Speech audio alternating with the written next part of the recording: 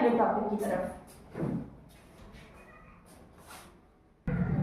अब देखिए, अब हमारे पास यहाँ पे अपना अगला टॉपिक व्यवहार में उतारना। जितना हमें आसान लगता है ना कि हम राजनीति को हम इजीली हम उतार सकते हैं व्यवहार में, हम इजीली उसको अपना सकते हैं, तो ये उतना ही कठिन होता है। अब हम इसके सिचुएशन के द्वारा समझते हैं। ठीक है, समझिए कि हम आजकल पढ़ते हैं समानता, न कि सभी लोगों में सभी लोग एक समान होना, किसी में किसी प्रकार का भेदभाव ना होना। ठीक है, तो हम क्या पढ़ते हैं? समानता। अब समझिए, एक हम यहाँ पे एग्जांपल लेते हैं कि आप एक मार्केट में गए हो और फिर मार्केट में जाने के बाद वहाँ पे बहुत लंबी लाइन लगी है राशन के लिए। ठीक है, अब बहुत लंबी क्या लगी है? लाइन लगी है। तो और जो लोग आएंगे तो आप उनसे क्या बोलोगे कि लाइन में लग जाए। लेकिन अगर वहाँ पे उनकी जगह कोई विकलांग आता है, कोई वृद्ध आता है, तो आप क्या बोलेंगे कि आ जाओ, आप आगे लग जाओ लाइन में। ये होता है। ठीक है, तो क्या ये असमानता नहीं हो जाएगा? आखिर में असमानता नहीं होगा, ये समानता का एक नियम है, तो वो हम बाद में पढ़ेंगे। तो मैं आपको यही बताना चाहती हूँ कि एक तरफ हम कहते हैं समानता होनी चाहिए, तो दूसरी तरफ हम लोगों की स्थिति देखकर, कंडीशंस देखकर हम उसको आरक्षण भी देते हैं।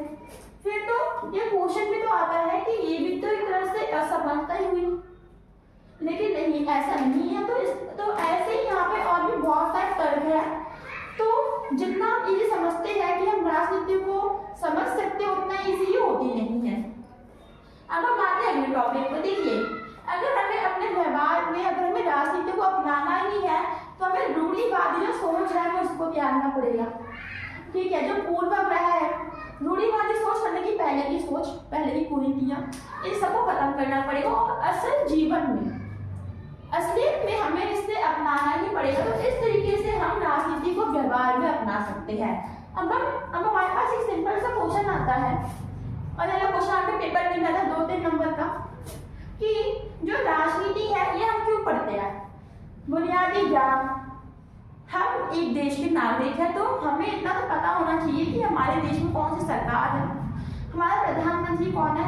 तो ये नॉर्मली जो ज्ञान है ना, इसको लेने में हमें राजनीति पढ़नी चाहिए।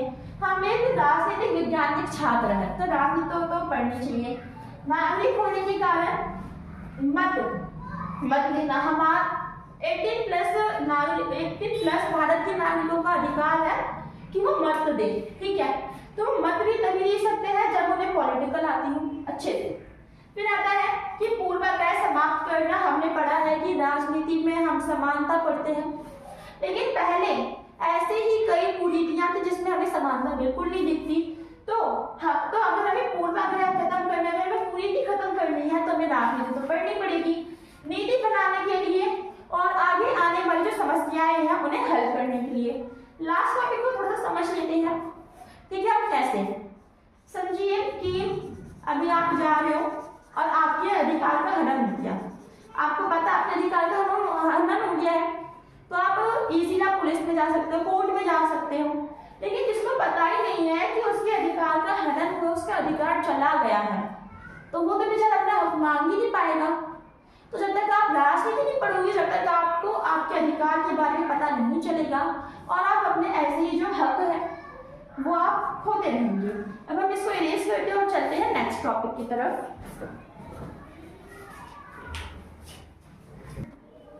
अब हम आते हैं इम्पोर्टेंस की जो राजनीति है इसका महत्व क्या है। तो देखिए, न्याय समानता के लिए हमारे राजनीति आवश्यक है। अगर हमें अपना विकास करना है तो हमें राजनीति चाहिए, क्योंकि विकास जो है वो किन चीजों पर डिपेंड करता है? न्याय पर, समानता पर, स्वतंत्रता पर, ठीक है, राष्ट्रवाद पर, नागरिकता पर। तो ये सब कुछ हम राजनीति में ही पढ़ते हैं। तो इसलिए विकास के लिए, शासन व्यवस्था चलाने के लिए सिंपल सा पॉइंट है, राजनीति का मतलब यही होता है कि राज करने की नीति। तो शासन व्यवस्था चलाने के लिए भी हमें इसकी आवश्यकता होती है। अब अगर आपने चैप्टर से सुना होगा तो यहाँ पे आपको 2 क्वेश्चंस देते हैं और लिखते हैं कि आपको ये आते हैं या फिर नहीं। राजनीति का असली अर्थ क्या है? क्या राजनीति का अर्थ वो है जो राजनेता करते हैं? Please comment your answer and thank you for watch our video. And next video के लिए प्लीज कमेंट करना। Thank you. हिंदी में।